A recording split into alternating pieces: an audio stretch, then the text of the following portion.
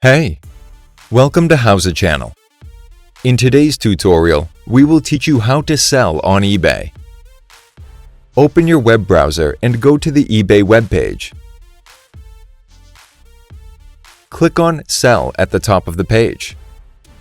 Click on Browse Categories. Select the category you want to sell in. Create your first listing. Add the title.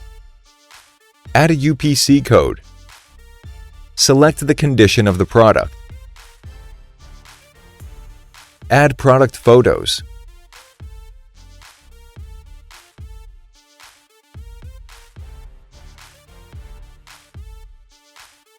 Add some more details. Select the color of the product. Enter the description. Set selling details. Choose how you want to sell your product. We use fixed price.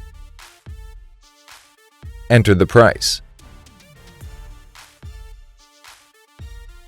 Select the quantity. Set the shipping settings. Once you're done, click on List Item at the bottom of the page. That's it. Thanks for watching the video. Please like it and let us know if you use any of our tips and tricks. Subscribe to our channel. We upload new tutorials every day. See ya!